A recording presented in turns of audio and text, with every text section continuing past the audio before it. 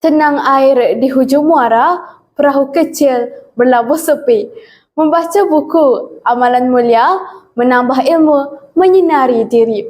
Assalamualaikum warahmatullahi wabarakatuh dan salam sejahtera. Nama diberi Nur Suhanim binti Muhammad Syukur dari Sekolah Menengah Kebangsaan Duran Mas. Kod sekolah TEA 1032. Suka saya memetik satu rangkap bait yang mengingatkan kita tentang keindahan membaca. Membaca merupakan amalan yang mulia, menjadi jambatan ilmu bagi setiap insan yang ingin menimba pengetahuan. Namun, malangnya, budaya membaca dalam kalangan masyarakat kita kini semakin suram. Buku yang dahulunya menjadi teman setia, kini jarang disentuh. Sementara ilmu yang tersurat di dalamnya kian terpinggir. Oleh itu, marilah kita menyalakan kembali api semangat membaca, bak obor yang menerangi kegelapan, menuntun langkah ke arah ilmu yang gemilang. Dengan membaca, kita bukan sekadar menambah ilmu, malah membentuk budi pekerti dan meluaskan pandangan.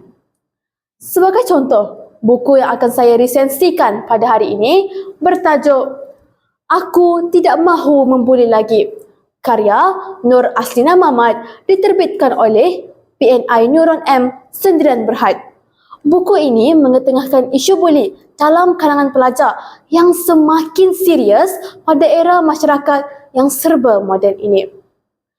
Buku ini mengisahkan tentang seorang pelajar bernama Irfan yang mempunyai sikap buruk terhadap rakan-rakannya di sekolah.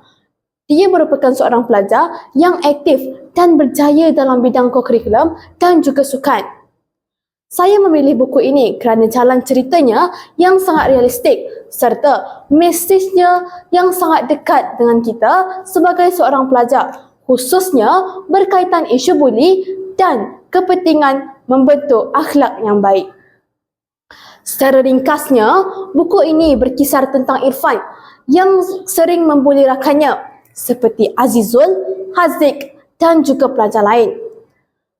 Buku ini mengisahkan tentang Irfan yang gemar menuduh, memaksa dan mengambil kesempatan terhadap rakan-rakannya yang lemah dan tidak berani melawan. Walaupun dia sering dipuji oleh guru kerana kecemerlangannya dalam bidang sukan, namun kebanyakan guru tidak mengetahui sikap buruk Irfan.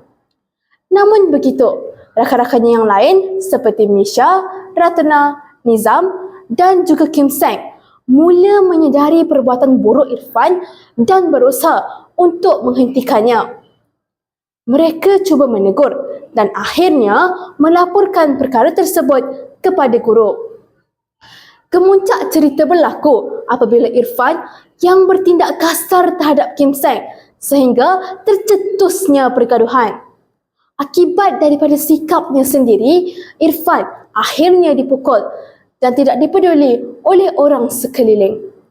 Pada saat itu, Irfan mula menyesal dan berasa salah kerana selama ini dia telah banyak menyakiti orang lain sehingga tiada siapa yang sudi membantunya ketika dia berada dalam kesusahan. Antara pengajaran yang saya peroleh daripada cerita ini ialah kita mestilah menghormati orang lain dan tidak menyalahgunakan kekuatan atau kebolehan yang kita miliki. Selain itu, kita juga harus berani menegakkan kebenaran seperti yang dilakukan oleh rakan-rakan Irfan. Cerita ini juga mengajar kita bahawa setiap perkara buruk yang kita lakukan pasti ada padanya dan penyesalan selalunya datang apabila sudah terlambat. Sifat keprihatinan dan juga kasih sayang dapat dilihat melalui watak Azizul yang masih bersimpati terhadap Irfan walaupun dia sering dibuli olehnya.